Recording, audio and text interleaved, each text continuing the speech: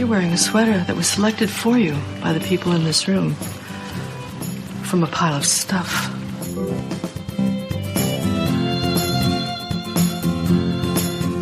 Give me a full ballerina skirt and a hint of saloon, and I'm on board. I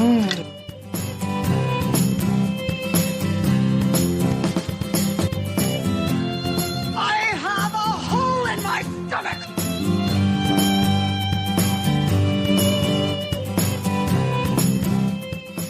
I can't go back. Welcome to the She Became Visible podcast. I'm your host, Renee Steelman. This podcast is my story. It's your story. It's our story. It's all the stories of all the women who one day knew that it was time to remember who they were, who they are, and stand up and be seen.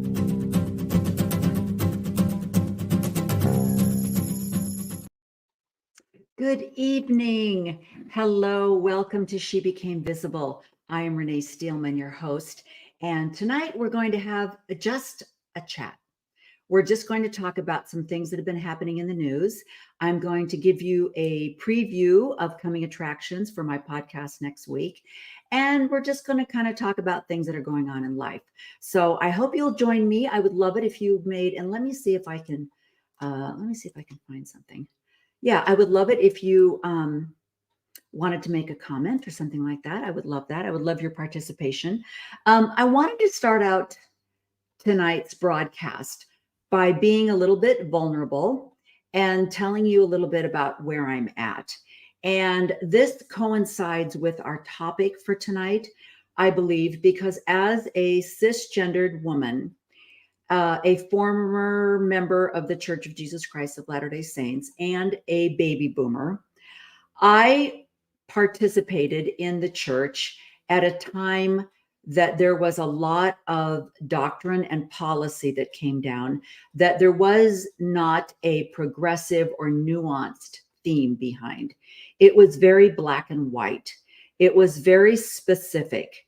And we as Latter-day Saint women were definitely told who we were, why we were here, and what our purpose was. And there was no space for individual inspiration or individual thought. We were told how we should think. And the quote that's often given, and I don't remember who it's referenced or who said it, was, "When the prophet speaks, the thinking stops." And that is definitely how I grew up. And so with that information, it is it's a difficult path when you're deconstructing to witness the nuanced and the personal revelation that's being accepted in this day and age. So the reason I bring that up is because, as I mentioned, I want to share a little bit with you and kind of share a little bit of my vulnerable side. So let me start out by sharing this little video with you. This day, thank you for the light coming through that window. Thank you that I'm breathing. Thank you for everything. Thank you for the phone call that told me that I have the job. Thank you even for the phone call that told me I'm not wanted anymore. Thank you, because I know you have something better for me. So that's a little video that I made about a year ago. And the reason I made it is because our youngest son, this is a picture of him when he was a baby. Is that not the cutest thing you've ever seen? And he looks younger than he was. This is a picture that was taken when he was in kindergarten. So he was about 5. He was always small because he had severe cerebral palsy. And one of the side effects of a spastic form of cerebral palsy is that they burn a lot of calories. Their muscles are in a constant state of a spasm and contraction. And so they burn a lot of calories. This is a more recent picture of him that was taken as an adult. Very handsome young man, very severely disabled.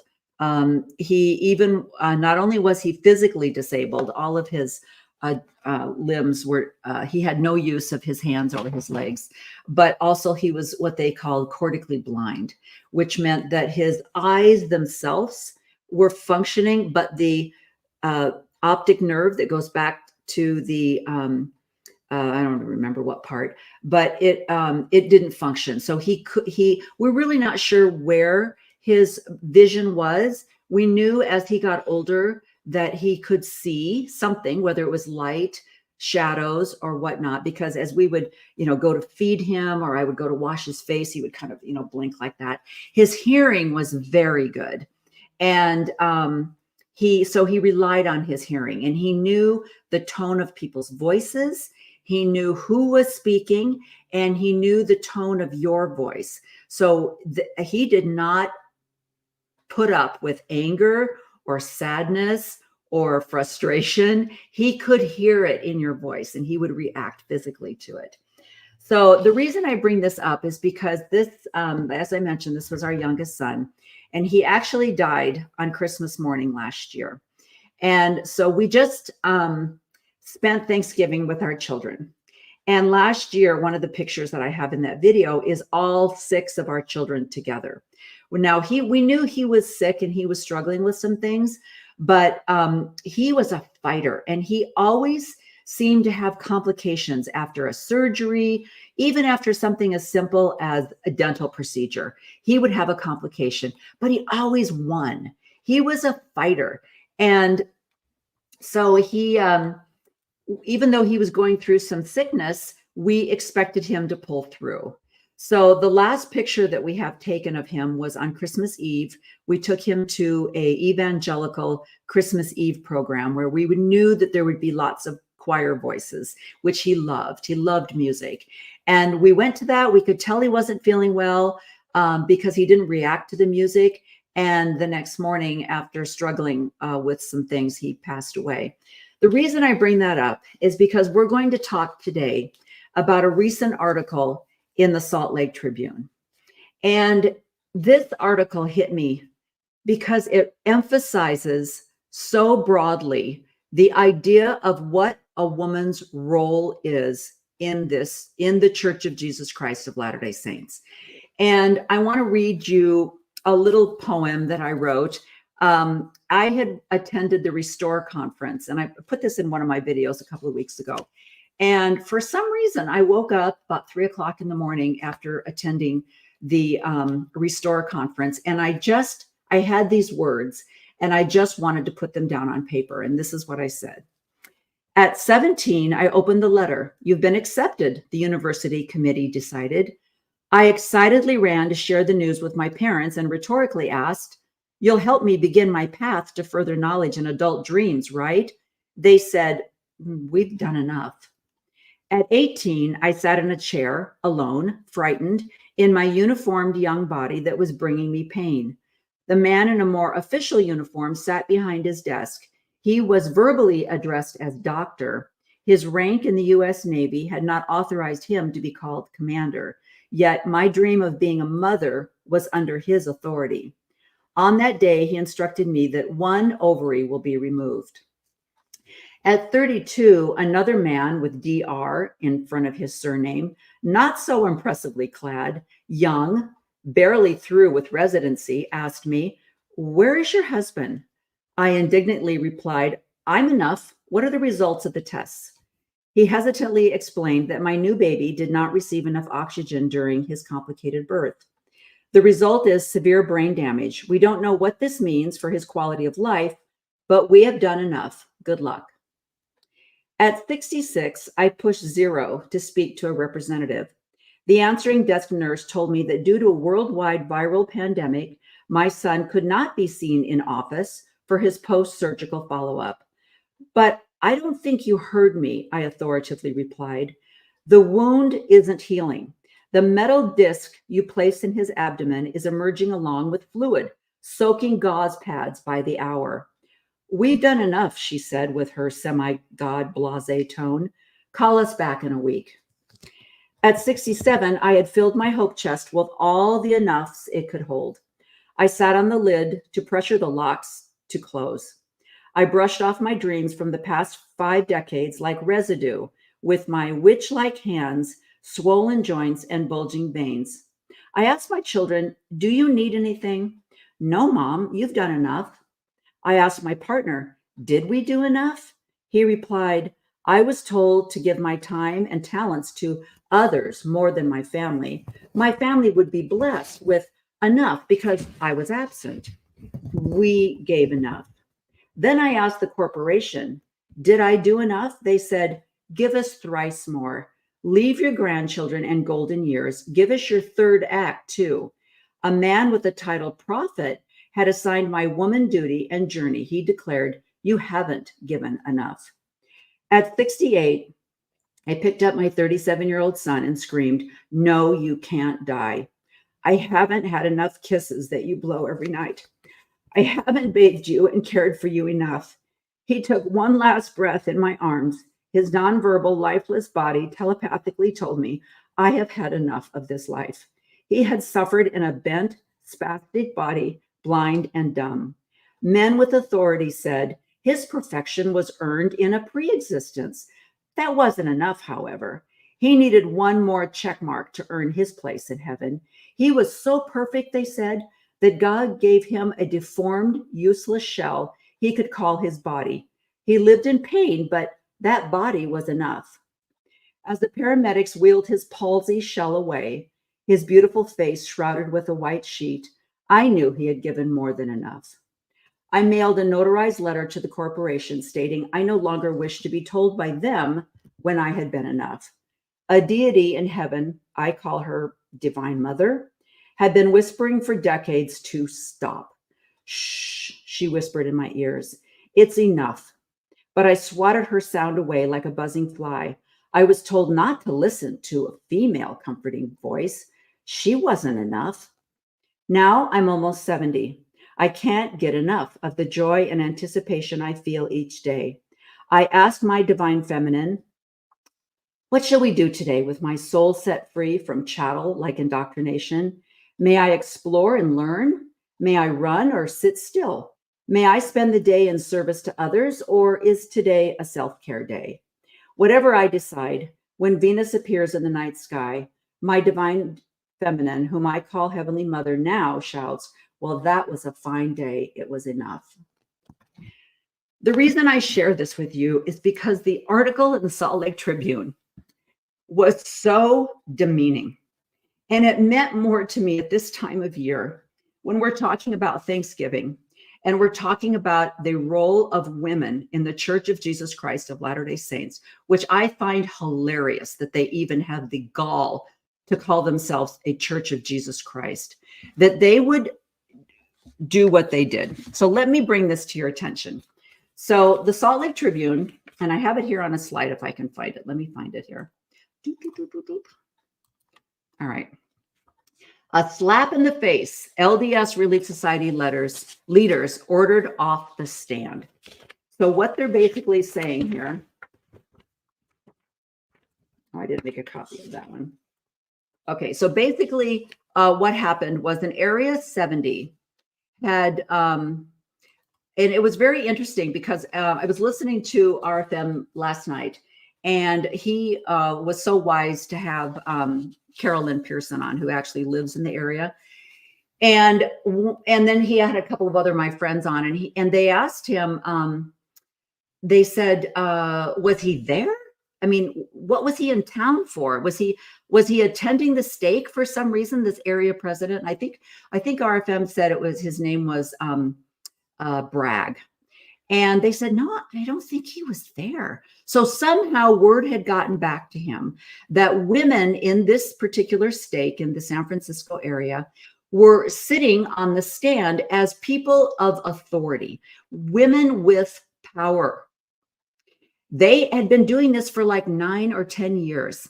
And when the area president found out about this, he put a stop. And he said, absolutely not. Women do not belong on the stand. And so let me just read you some of the comments. Let me pick one here. The women who are upset about, these are just little clips from the article in the Salt Lake Tribune. The women who are upset about the move are all faithful Orthodox women, not rebels or activists, says McNeil, who gave a stack of letters from women to an area authority. It feels like we are being punished for something we didn't do wrong. The feelings run the gamut from anger to sadness, and they are profound and deep.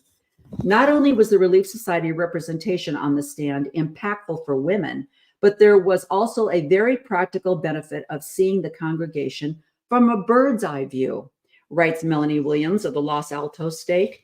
It helped the bishopric immensely as she could identify members' needs the men might miss. Here's another clip, and I don't remember who they're quoting here, but she says she has never felt more less than in all my church life. It was such a small crumb. Why did the church take away that crumb? Whom did that threaten? Jesus was born to a woman, announced his ministry to a woman, and first appeared to a woman after he was resurrected.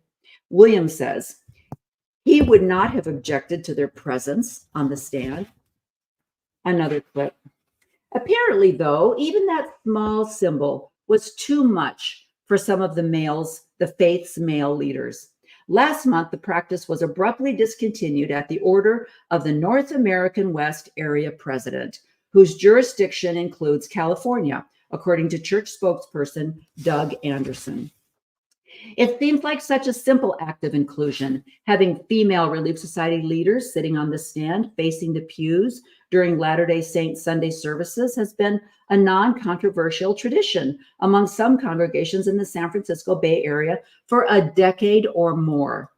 But to many women in the Church of Jesus Christ of Latter-day Saints, the public presence of women sitting side by side with male authorities sent a powerful signal. They were an important and essential part of the community's leadership. And then again, it was a slap in the face, says Laurel McNeil, a Relief Society president in Sunnyvale. We are good enough for all this service, but not good enough to sit up there with men and present a united front. So those are just some of the clips that came from that article. Now, the reason it upset me so much was, of course, the timing, as I mentioned, because when my son was born, my husband was serving in the High Council. And there was and I know I've mentioned this before on some of my other podcasts, but there was absolutely no mention of him being released, even though we had 5 other children at home. My oldest child was 9. And he was our 6th child, and he had a difficult birth. He was immediately rushed to Oregon Health Science University. He was in the hospital for over a month and before we brought him home. And when we brought him home, he was on oxygen. He was having a hard time eating. It was a very difficult time in our life. But my husband served in his position in the High Council very faithfully. We never had a visit from anyone in the High Council, the stake presidency, bishopric, Relief Society presidency. There was absolutely no visitation from people who thought that this might have been a time when my husband should have been released to maybe help out with the family. So this was all culminating with our experience as a woman. I was also in the young women at this time. I was a Laurel advisor. So I had a calling all through this pregnancy and afterwards. So I had young women coming over to my house while I had this baby that cried all the time because he was so hungry, and never even occurred to anyone that anyone should be released from this calling. So the other thing that really upset me about this was the fact that there have been so many men who have really, they have done some really stupid things, and absolutely nothing happened to them. And I'm going to bring this up as 2 different examples. Let me go back to my slides because I want to go back to, yep, there we are. That's who we're going to talk about. Let's talk about this guy. Okay. So I want to share something with you that I recently found on YouTube. This is Brad Wilcox, who gave a little talk a few years ago. And he ended up having to apologize for what he said. It was absolutely insane, the words that came out of his mouth. No one asked him to leave the stand. He put on a fake apology, but there was absolutely zero action taken against what had happened to him. And let me see if I can find that. if I can learn how to do this correctly. Please tell me I'm knowing how to do this correctly. All right, let's watch this together. Brad Wilcox is remorseful for his hurtful comments from his previous talk. He apologized for making similar comments during several other talks in the past. Now, it wasn't the first time that I've given that talk, and it wasn't the first time I've used the ideas I shared or the line of reasoning. Wilcox addressed the criticized comments during his fireside with Canadian youth on Sunday night. In his controversial talk, 62-year-old Wilcox compared Black people receiving the priesthood in 1978 to white people and other races waiting for the restoration of the priesthood. In the past, I failed to see how my comments could be seen as insensitive and hurtful. Wilcox says that his friends are helping him to understand the impact of his comments and that he's grateful for the atonement of Jesus Christ. Wilcox also apologized on social media last week after the fireside for what he said.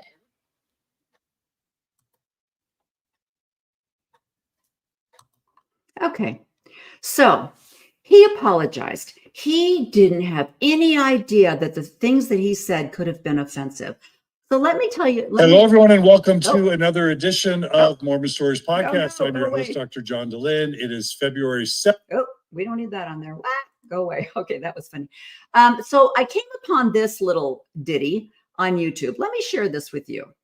A world that's just starving for love. Bradley Ray Wilcox, very brief bio here. first counselor in the Young Man General Presidency of the Church of Jesus Christ of Latter-day Saints, associate professor in the Department of Ancient Scripture at Brigham Young University. I think we better go back to the original topic. Mother Teresa would often say there's an epidemic of needing love and not being able to find that. What do you do with a kid that's wetting himself in 6th grade because he's so terrified that his father might come back into his life? I've never seen a curriculum guide that tells you how to handle that one. We don't focus enough on the other needs, the need for validation, for acceptance. I think real teachers are the ones who see needs and then are able to meet those needs. Okay. I can't listen to it anymore. The irony of this is the fact that he is on a podcast with Stephen Jones, who is an African-American man. Let me share this little bit. Now, this is after this appalling talk that he gave to a youth conference. Let me share this little ditty with you, and I'm going to try not to heave here while I'm watching. One of the biggest misconceptions I think they're missing. You say, let's get real. I just don't quite know how to do anything else but be real. I don't have any memories before Ethiopia. Really? So we were over there in the mid-60s, and my earliest childhood memories are all of Africa. And so actually, I had quite a transition moving from Addis Ababa, Ethiopia, back to the United States. My mom says, I don't remember this, but I came home, I was baptized here, so I must have gotten home when I was just before I turned 8. Okay. And my mom says that I came home from school and was crying. And she said, what's wrong? And I said, Mom, everybody's white. Again, is this not the most planned, staged event that you've ever seen in your life? I mean, he doesn't have any memories before his time in Ethiopia. And when they came back, he came home from school and he was crying. He said, Mom, everybody's white. I just don't know how to get by with this. I mean, he might as well have said, exactly. Thank you, RFM. He might as well have said, I have Black friends.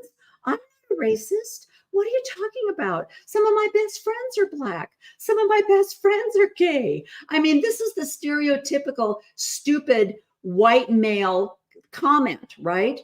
It was so staged. I just had to barf. But when I showed you in the beginning, was he released from his calling? No, he was forced to give an apology, and he pretended like he had no idea that what he was saying was offensive. Did any of these women All they did was sit on a stand. They sat up in front. And that was an absolute no. That was not going to happen. Now, what I find also fascinating is that Brad Wilcox was required to apologize. Now, it's my understanding that we don't apologize if we're general authorities. Now, I know he's in the young men's presidency, so maybe that's not considered a general authority, but still, Brad had to apologize. Is there any other general authority that ever had to apologize? I think there might be. Let me share this little ditty with you. Kimball, who doesn't like controversy, sort of a mild-mannered man. Let me give you a sense of his personality for a quick moment. His brother-in-law is the scientist Henry Eyring, who possibly would have won a. Okay, let me just, before I let Matt continue, let me just give you a brief introduction. Matt is going to be my guest next week on She Became Visible. His knowledge and retention of his history is absolutely amazing. And what I have learned more from him by watching some of his podcasts is the connection. I grew up in Illinois. My family was a convert. I did not grow up in the bubble. And so all of these names meant nothing to me. In fact, President Oaks, Dallin Oaks, was our state president, and my father was his executive secretary. My young women's camp counselor was Sister Sorensen, and her counselor was, I cannot remember. It begins with an R.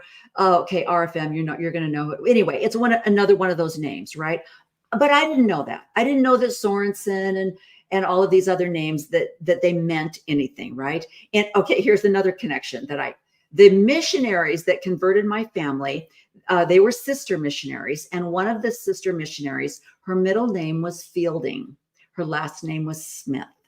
So when my parents went out to Utah so that we could all be sealed in the temple, we drove from Chicago to Salt Lake. That was the closest temple to be sealed together as a family. And Sister Smith was able to take us to the church building and introduce us to Delbert Stapley and I can't remember who else. So, but again, I was 12, okay? I didn't know who these people were, and it meant nothing to me. So listening to Matt, to Dr. Harris, he's bringing in these connections. So when he's talking about President Kimball being, Henry Eyring was his brother-in-law, and then he talks about, and we're going to talk about this a little bit longer. We're going to bring this into it. He's talking about Benson, and he's talking about when Benson was as Secretary of Agriculture, and he knew, what's his face? Crud. Anyway, the guy that came out was the president of BYU. And then he knew Ivins. And then Ivins, like, oh, wait, I've heard of Ivins. Isn't that in St. George, Utah? And I mean, there's just all these connections. Absolutely astounding. So, okay, somebody is asking me, what is the name of the book on ETB? Oh, Ezra Taft Benson and the Making of the Mormon Rite. We're going to talk a little bit about that. But anyway, so he's talking about, and we're going to get into this next week, so tune in next week. But he's talking about Ezra Taft Benson and how many times this man had to apologize. The prophets, David O. McKay, Spencer W. Kimball, Hugh B. Brown, all these men would be like, somebody needs to apologize. You know, he would go and he gave his famous talk in conference, and people were writing letters, and they're like, how dare he? We went to a state conference and President Benson, all he talked about was politics and communism, and we don't want to hear from him. And they were like, you need to apologize. And I'm like, when did Dallin Oaks start this? We don't need to apologize thing. So let Matt continue here. Nobel Peace Prize, had he not gone to the University of Utah. That's what at least Sterling McMurrin speculates. Had he stayed at Princeton, maybe he would have won this big award. And McMurrin speculates that it's because the committee was racist or prejudiced towards Mormons. I don't know if that's true, but he does have incredible stature. And Spencer Kimball and Eyring talk a lot at family gatherings about various church issues. And also his brother-in-law, George Boyd, who was a Mormon intellectual, taught in the church's education system. I know that may sound like an oxymoron today, But in those days, there truly were some intellectuals in the church education system. I love that.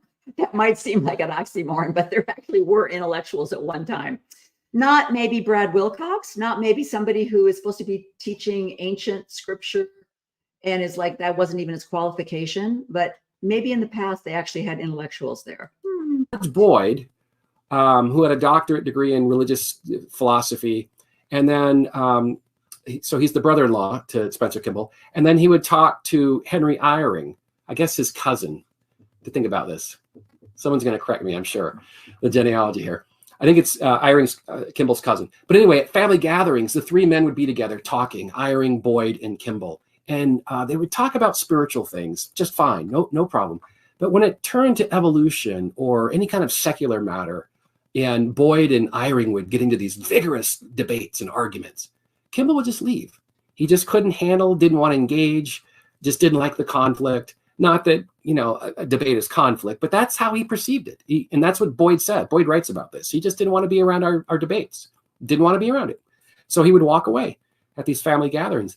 And so when these letters come in to protest President Benson or Elder Benson, this happens after Kimball had called him in several times in his office to reprove him about things he was saying about politics. So this is sort of the climax of several years of just tension between the church president and the most senior apostle, Benson. And so Spencer Kimball called Benson in, and he said, this is in the spring of 1980. And he said, you need to apologize. You've embarrassed the church. You need to apologize to the Quorum of the 12 at our Thursday meeting. You need to apologize. And Benson is just, this isn't a good moment. And so he goes to the meeting. This is in the Salt Lake Temple, and he apologizes to the Quorum of the 12. And apologize for what? Make that really clear. What's he apologizing for? For injecting politics into the church discourse when he's been warned repeatedly not to. It's causing bad publicity for the church, and it's harming the church. And the brethren don't like controversy. They don't like bad publicity. And Benson's been doing this for a number of years now. Because remember, Lee and Smith had reined him in, but he resumed all of this stuff with Kimball because he thought he knew Kimball well. And I'm going to be just cynical for a quick moment, but he thought he could take advantage of Kimball. Really, he thought he did. They were in the Quorum together in 1943. They were called the same time together. They had served for decades together, and he thought he could take advantage of him. And President Kimball, boy, had a little more fire in his belly than Benson had predicted. So anyway, Benson had been talking to him nicely in private. Stop. And he wouldn't. And then he gives this controversial address in 1980. And again, it's controversial because he's injecting politics again into the church body, and he's laying the groundwork for his own church presidency. That is the most absolutely fantastic part of this whole thing, was that President Benson, and I love Matt's, it wasn't so much that he had this strong feeling against communism. That's part of it. That's true. But he was laying the groundwork for, he knew he was going to be the next president of the church, that he was going to be the next prophet. So when he gave his 14 fundamental truths, when he gave that talk at BYU, the things that he said there, it was not revelation. It was not, yes, the 14 fundamentals. When he gave that talk, he gave that because he was laying the groundwork. We're not going to listen to dead prophets. We're only going to listen to the current prophets. It's okay that we talk about politics as well as religion. He's going to bring his theocracy into it. And he knew exactly what he was doing, and so did Spencer Kimball. They all knew what he was doing. What happened to him? That's my point. Next week, we're going to go into, Matt and I are going to talk more about Elder Benson, but I have to tell you, when I listened to a podcast the other day, and I was listening to Kate Kelly, and she was referencing the reason why women leave the church. In her opinion, she was saying that a lot of times men will get something like a historical truth, the Book of Abraham, or something that happened in 1830, or some historical truth that they go, like, I think probably maybe even the CES letter might be more it might hit men a little harder. For women, usually, she said it was something about the patriarchy and polygamy. And that is exactly what my story was. If someone was to say to me, what exactly took you out of the church?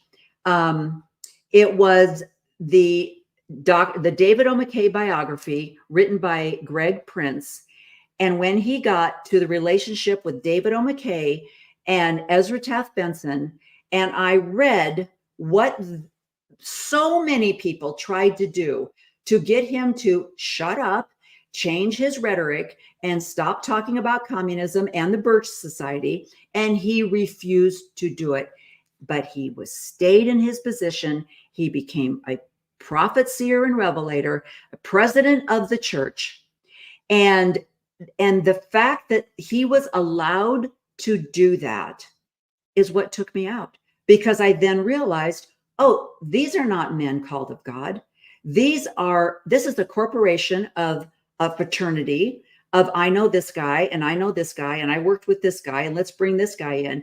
And Matt covers that a lot when he talks about different positions. Even the way that Benson got his position as Secretary of Agriculture was, I knew this guy who knew this guy who knew this guy. And now I know that that's reality. That is, it's not what you know, it's who you know. I know that that is how the world works. And that's right. That is how the world works.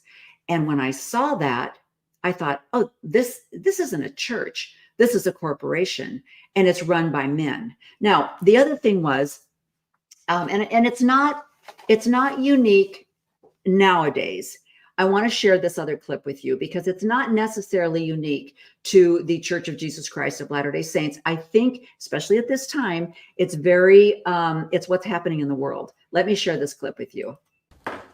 But Tim Alberta sought a career in journalism, writing about politics. His father urged him to stay grounded, including in a 2019 chat he'll never forget.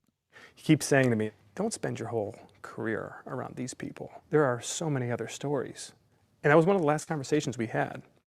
Days later, Tim's dad suddenly died.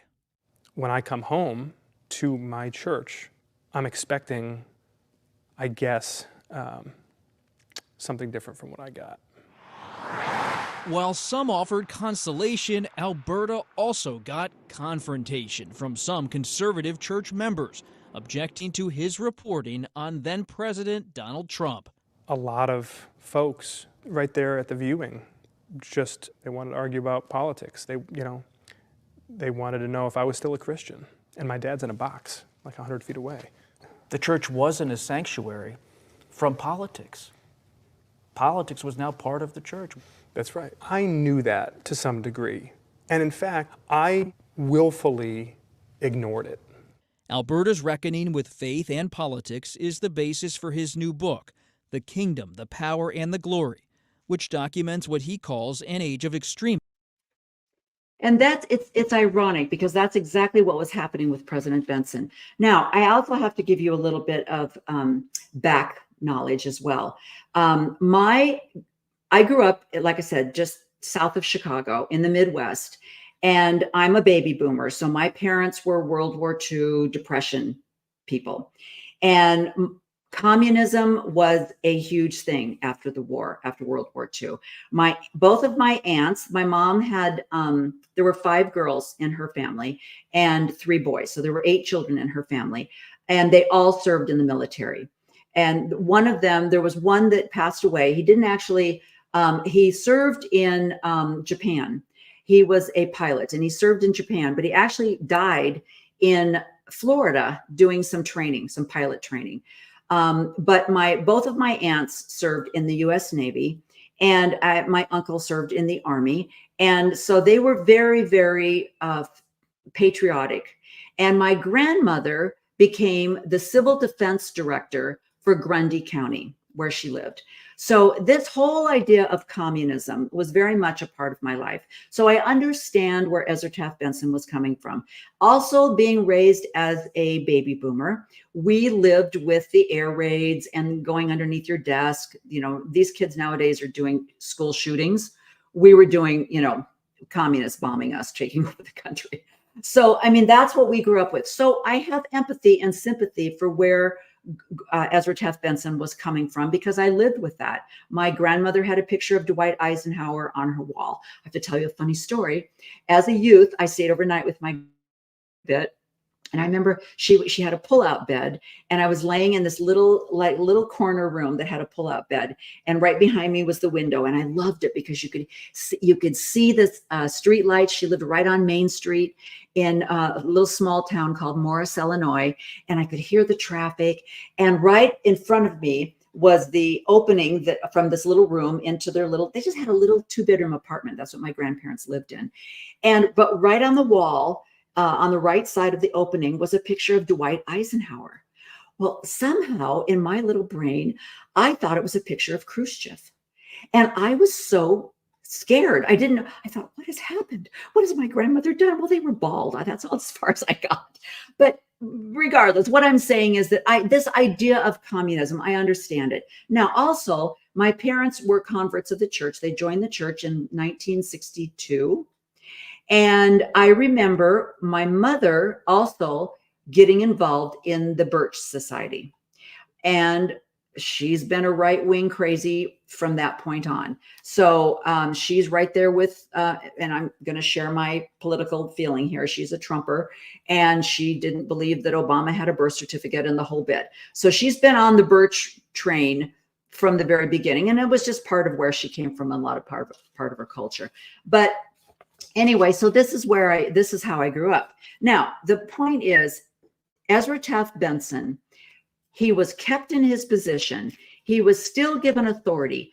The average member of the church did not know any of these things that were going on.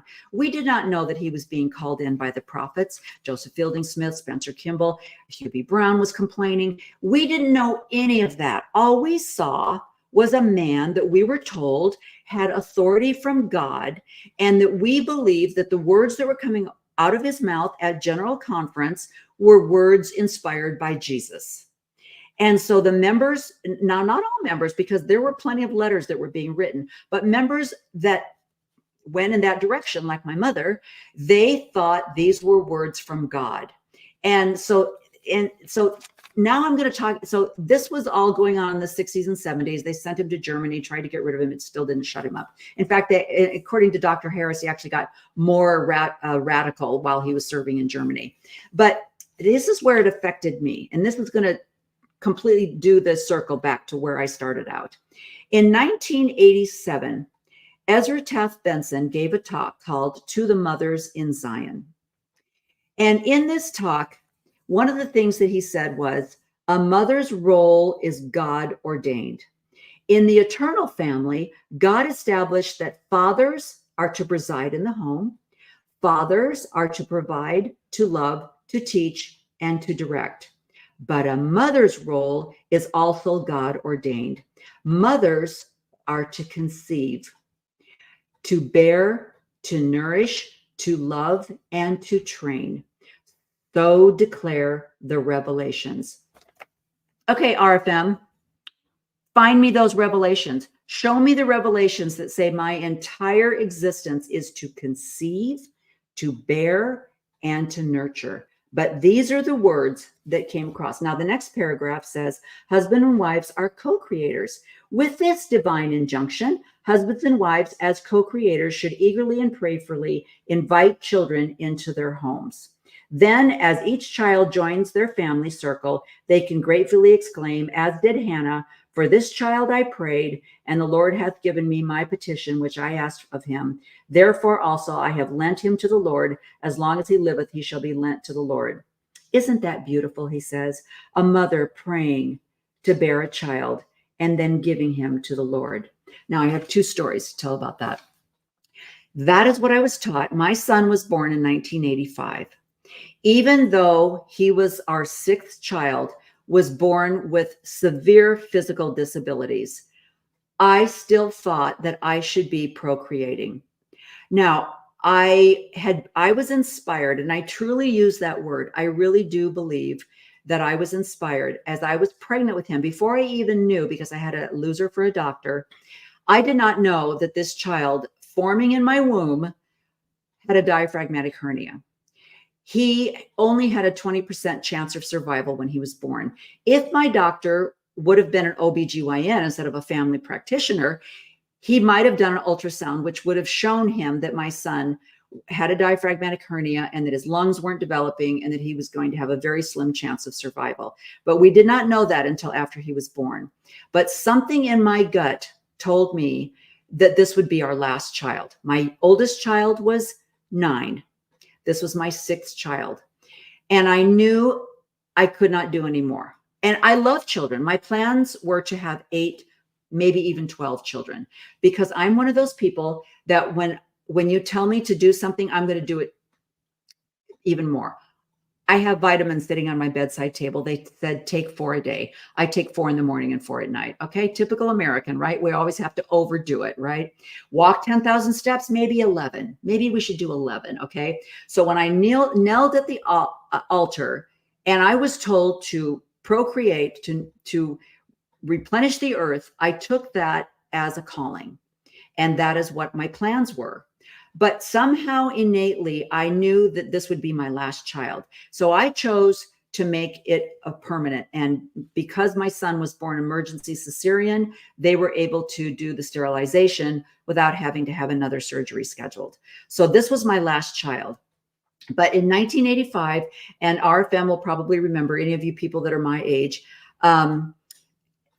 hey, stop applauding RFM. Pay attention to this podcast. They're like, great podcast last night, RFM. I was like, come back here. Anyway, so, but if you are in my age group, you will remember that in the mid 1980s, there was a huge push to adopt Romanian children. There was this huge Romanian orphanage thing going on, and people were adopting children from Romania. So here I was with a baby on my hip connected to oxygen tanks. He's got all kinds of issues. My oldest child is 9. He's got ADHD, right? I'm getting calls from the school telling me what he's doing. You know, I'm having to call my husband and say, you got to go pick up our oldest child from the school. He's beating people up on the playground because I can't get out of the house. I've got, 5 other ones left at home. And so he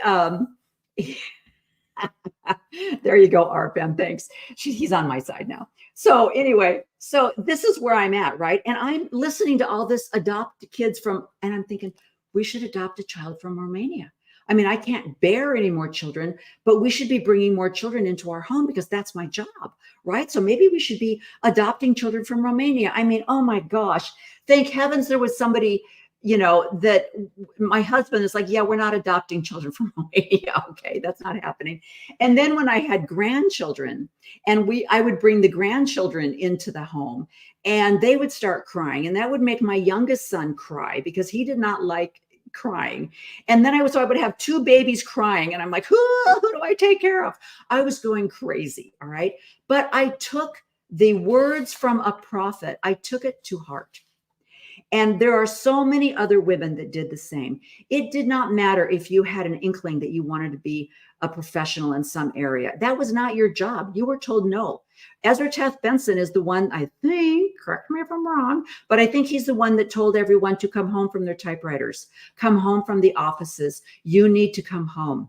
That's the counsel that we were given. Now, these women were sitting on the stand. That's all they did. They were sitting on the stand. And an area authority said, absolutely not. We are not having that. Get back down there with your children. And if you don't have any more children, find somebody else's children to sit with, because that is your job. And the reason I bring that up is because, not last week, that was Thanksgiving week, but the week before, my last podcast, I had an apologist on who, and John mentioned this, and I think RFM mentioned this too. I had attended the Restore conference and I sat there with twiddling my thumbs going, what church is this? Did I go into Joel Osteen's building? Because this doesn't sound like the Mormon Church. We're talking about non-transactional prayers. Because I thought everything kind of had I'll give you this if you give me that type of deal going on. I'll pay my tithing, I'll get blessings. That's kind of how I grew up. And what is this Now we're talking mother in heaven. I'm sorry. I thought that was a no-no. Let me give you an example of that. All right. I wish I knew more. You too may still have questions and want to find more answers. Seeking greater understanding is an important part of our spiritual development, but please be cautious. Reason cannot replace revelation. Speculation won't lead to greater spiritual knowledge, but it can lead us to deception or divert us and divert our focus from what has been revealed. For example, the Savior taught his disciples, "Always pray unto the Father in my name." We follow this pattern and direct our worship to our Heavenly Father in the name of Jesus Christ, and do not pray to Heavenly Mother. Okay, let me stop that right there, and I'll come back. So the guest that I had on my last podcast, her entire talk at the Restore Conference was Mother in Heaven. And she very brazenly and very profoundly said, we need more Mother in Heaven. We need more cowbell. Okay, that's what she was saying. And she is very, very, she is very active in getting more artwork out there that depicts Mother in Heaven. Well, that's lovely. But what I was confused about was, and I actually went up and asked her about this. I said, now, how do you correlate your talk that you just gave about Mother in Heaven with Dale Renlund's talk last year? And she said, oh, it was beautiful. I loved it. It was great because, you know, she, her husband is from India and she had spent quite a bit of time in India. And she said, you know, many of of our sisters in India did not know that we believe in a Mother in Heaven. And so by Dale Renlund mentioning her name, they now know that we believe in a Mother in Heaven. So wasn't that amazing? I'm like, did you listen to the same talk that I listened to? Because I believe he was saying we shouldn't be talking about that. And according to her, they watched this particular conference session with Dale Renlund, and there were 17 women in the room, and there were only 3 of them that were upset. The other women, the other 14 women were like, yay, this is so great. Look, somebody mentioned Mother in Heaven. And I was like, I don't know if I believe that, you know, and maybe I would be concerned for the other 14 women that did not actually hear what he said. All right. So this is the thing. Everyone knows, and it has been referenced so many times, there is a talk given to the church. There is a talk given in private. There is a talk given to a private group that they don't think the word's going to get out or that anyone's going to leak the message. And then it gets leaked and then they have to walk it back. But there's like 2 or 3 different churches going on here, and you all have to decide which one you're going to belong to. So let's go on. Ever since God appointed prophets, they've been authorized to speak on his behalf. Okay. But they don't pronounce doctrines fabricated of their own mind. I don't know about that. What hasn't been revealed. Consider the words of the Old Testament prophet Balaam, who was offered a bribe to curse the Israelites to benefit Moab. Balaam said, "If the king of Moab would give me his house full of silver and gold, more." Latter-day prophets are similarly constrained. Demanding revelation from God is both arrogant and unproductive. Instead, we wait on the Lord and his timetable to reveal his truths through the means that he has established. Okay. I guess we got another 140 something years to go, ladies. That's all I have to say. And I love, thank you. Kat just said, where to go? She just said, it's so sad to see how happy the women get for the little breadcrumbs that are sprinkled, you know. And I remember I was reading one of Margaret Toscano's messages, and she was just saying how just because someone mentions Mother in Heaven does not mean that they're actually talking about her. And this is another thing that got me at the Restore conference, was they kept saying doctrine. we have revealed doctrine. And they were talking about the gospel topics essays. And I'm like, okay, Renland, do you know how these gospel topic essays came about? Like the committees that were formed to get these gospel topics essays out? The reason why they didn't put by so-and-so underneath the gospel topics essays is because they were formulated by a committee. So when you're talking about people, how dare you ask the Lord for a revelation when, I mean, that's just not how it works. It's like, yeah, you're right. That's not how it works. It's done by committee. And so, and that this is the beautiful thing that Matt does is Dr. Harris goes through and he's actually acknowledged the people that have written these gospel topic essays. So for them to call, when they say that it has been revealed, that there has been doctrine that has been revealed, they're talking about the gospel topics essays.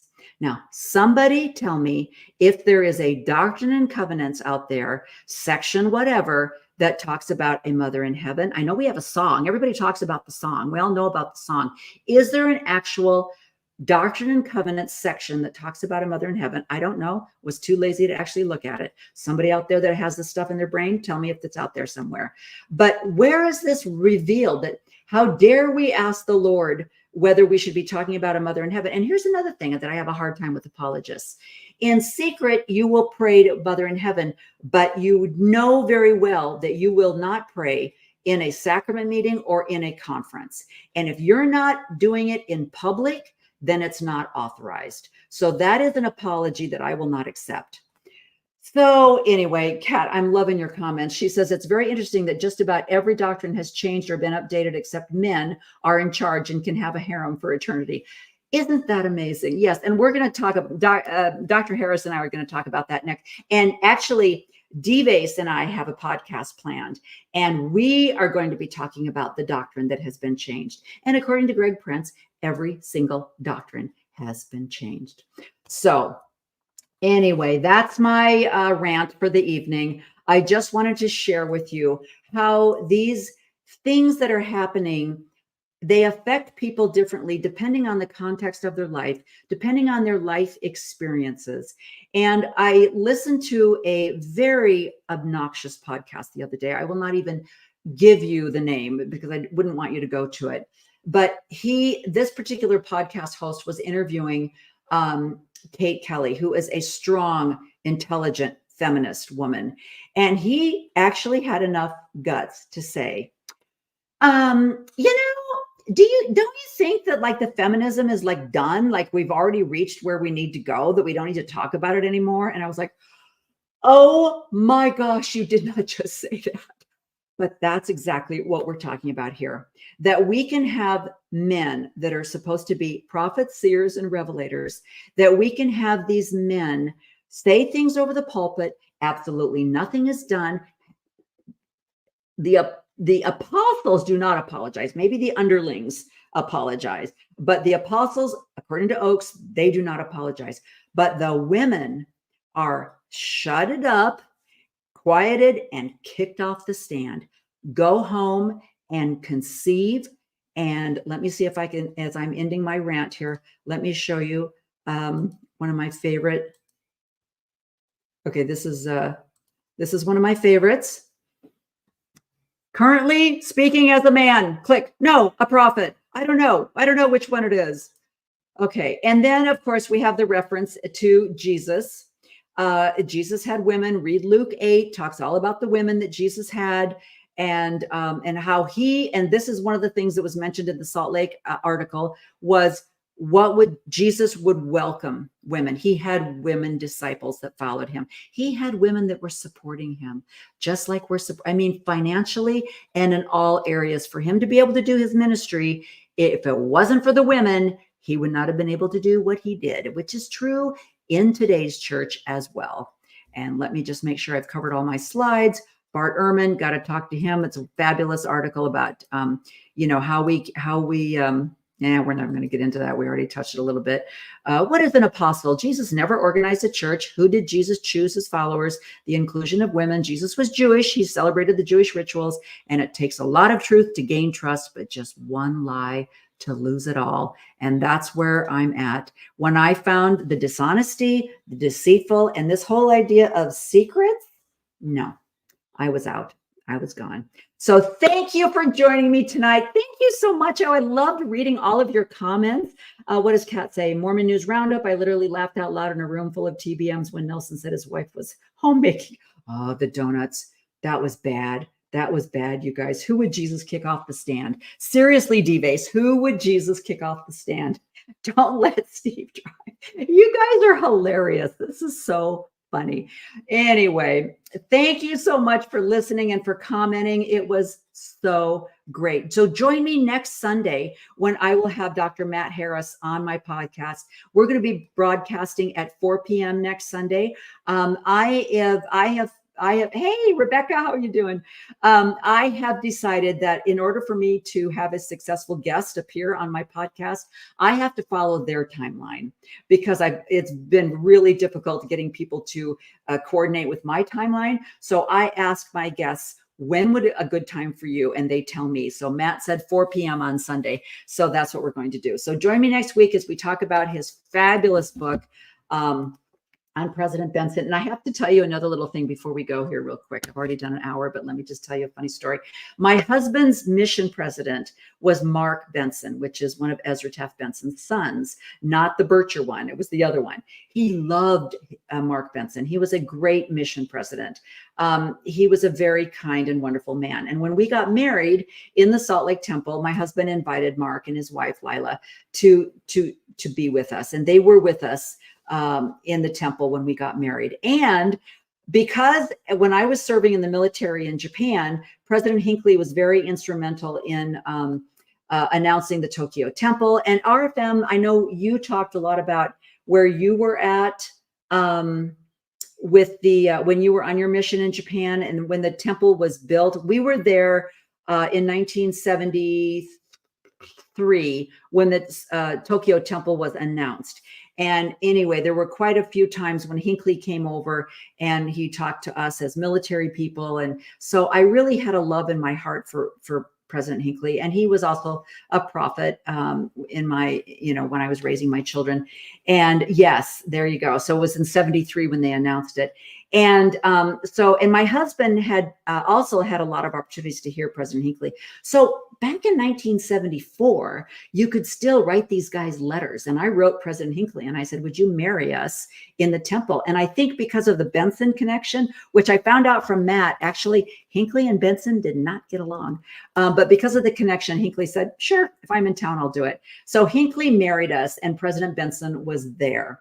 So we went to also went to a sacrament meeting where Mark Benson was going to be speaking, and Ezra Taft Benson and his wife, Flora, they were there, and Mark introduced us to them. And I have to tell you this funny story. So Flora, she must have had a great sense of humor. She said to me, it wasn't the apple in the tree that got him in trouble in the Garden of Eden. Do you know what it was? And I said, no. And she said, it was the pear on the ground. This was outside the chapel. Now, if you don't get that innuendo, then think about it for a little bit. But I loved it. I loved it. It was great. So anyway, it's interesting not growing up in the bubble, not having the connection, but then eventually growing up and realizing, oh, wait, I knew this guy and I knew that guy, but I didn't know that was going on in the background. So anyway, thank you so much for joining me today, and join me again next week as we talk with Dr. Harris on She Became Visible. And also, may I also include here, if you don't mind, please don't turn me off yet. I really want to encourage you to donate to Mormon Discussions Incorporated, shebecamevisible.org. You can go on there and you can donate. And let me tell you why. I don't know how many podcasts you guys listen to, but the podcasts that have transferred over to advertisements, the only one I can handle is Data Over Dogma. I don't mind their advertisements. And the reason why is because they lay them out and they give you a little preview that they're going to go to a commercial. So your mind is prepared. But I tried to listen to Rob Reiner's new podcast about the JFK assassination, and I couldn't even get through it because they would be in the middle of a sentence and they would interrupt it with the commercial. And I was like, what's happening? What are we talking about now? It was so confusing. And I found that on a lot of other podcasts that have gone to commercially funded podcasts rather than the donation podcasts. And the fact that you could listen to Mormonism Live for 3 hours and my podcast for an hour and a half and RFM for an hour and a half and 2 minutes and Ramyumpton Ruminations and all of the other podcasts that the fact that you could plug yourself in and listen to uninterrupted knowledge is worth a small donation. So I really encourage you to go to shebecamevisible.org and make a donation that helps Bill Reel and the Mormon Discussions Corporation make these podcasts even better. So if I could just ask you to do that. And what's amazing is how little it takes. It's not, my husband and I ran a foundation, and people do not understand that $5, $25, $10 makes such a difference. So I really encourage you to make a donation. So once again, thank you for joining me today. And we will go, let me move my little thing over here so I can get out and say goodnight. So goodnight. Goodbye. Thank you for joining me today on She Became Visible. Join me each week as my guests and I explore the path